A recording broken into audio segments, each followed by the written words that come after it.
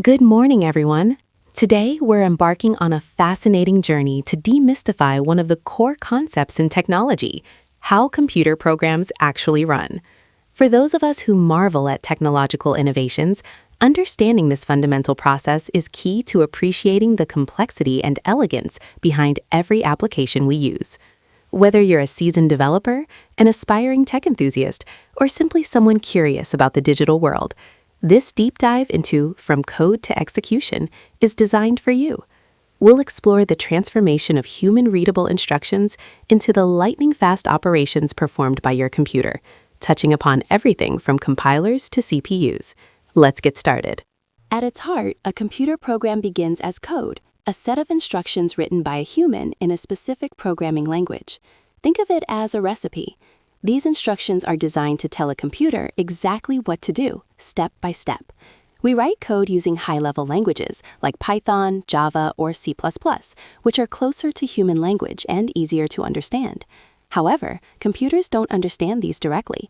They operate on a much lower level, using machine code, which is essentially a series of binary digits, zeros and ones. Our journey begins with translating these human-friendly instructions into something the machine can comprehend. So, how does our human-readable code become machine-executable instructions? There are two primary ways: compilation and interpretation. A compiler takes your entire program, translates it into machine code, and creates an executable file before the program runs. This executable can then run directly on the hardware. Languages like C++ and Java often use compilation, leading to faster execution. In contrast, an interpreter translates and executes your code line by line as the program is running. Python and JavaScript are examples of interpreted languages. The key difference lies in when the translation happens. Compilation is a build time process, while interpretation happens at runtime. Once our code is translated, it needs an environment to run in, and that's where the operating system, or OS, steps in. The OS is like the conductor of an orchestra, managing all the computer's hardware and software resources. It handles everything from allocating CPU time and memory to managing input from your keyboard and output to your screen. It provides an essential abstraction layer, meaning our programs don't need to know the intricate details of the hardware. They just communicate with the OS, which then takes care of the specifics. Without the OS, running multiple applications efficiently would be nearly impossible. For a program to run, it needs a place to store its data and instructions. This place is typically the computer's random access memory, or RAM. The OS is responsible for allocating this RAM efficiently. When your program runs, it gets its own dedicated sections of memory. Two crucial areas are the stack and the heap. The stack is used for local variables and function calls, managing memory in a very organized, last-in, first-out manner. The heap, on the other hand, is for dynamic data, memory that's allocated and deallocated by the program as needed during its execution. Additionally, virtual memory extends the perceived available RAM by using disk space, allowing programs to use more memory than physically present. Now, let's look at the actual workhorse, the Central Processing Unit, or CPU. This is where the instructions are finally executed. The CPU operates through a fundamental process called the instruction cycle, also known as the fetch-decode-execute cycle. First, it fetches the next instruction from memory. Then, it decodes that instruction to understand what operation needs to be performed. Next, it executes the instruction, performing the actual computation or data manipulation. Finally, if there's a result, it stores it back into memory or a register. This cycle repeats millions or billions of times per second, forming the core of all computational tasks.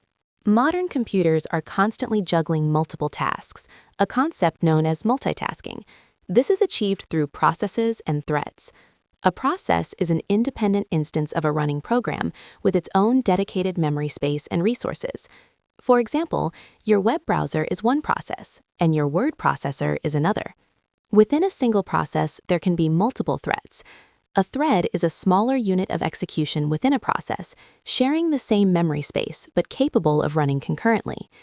Think of processes as separate workshops, and threads as individual workers within one workshop, sharing tools and materials. This allows for both concurrency multiple tasks making progress over time, and on multi-core CPUs, true parallelism, multiple tasks running simultaneously. Programs aren't isolated. They constantly need to interact with the outside world. This interaction is handled through input-output, or I/O, operations. I/O involves reading data transfer from devices like your keyboard, mouse, or hard drive, and writing data to devices like your monitor, printer, or network card. The OS again plays a crucial role, using device drivers, specialized software that translates requests from the OS into commands that a specific hardware device can understand. When you type on your keyboard, the characters travel through a device driver to the OS, which then passes them to the waiting program. This seamless flow is vital for any interactive application. Even with the most carefully crafted code, things can go wrong. Programs can encounter errors, also known as exceptions. These could be anything from trying to divide by zero, accessing a file that doesn't exist, or running out of memory. Good programming practices include robust error handling, where programs are designed to gracefully respond to these issues, often by displaying helpful error messages or logging the problem. When an error occurs or a program behaves unexpectedly, developers use debugging tools. These tools allow them to pause the program's execution, inspect variable values, and step through the code line by line, using breakpoints to identify and fix the root cause of the problem. We've covered a significant journey today, from the high-level code written by humans to the intricate dance of bits and bytes within the CPU. We explored how compilers and interpreters translate our instructions, how the OS manages resources, how memory is allocated, and how the CPU tirelessly executes instructions. Understanding this code-to-execution pipeline is foundational for anyone interested in technology. And the journey doesn't stop here. Emerging technologies like serverless computing are abstracting away even more of this execution detail, and quantum computing promises entirely new paradigms for how programs will run. The landscape is constantly evolving, making continuous learning paramount for staying ahead.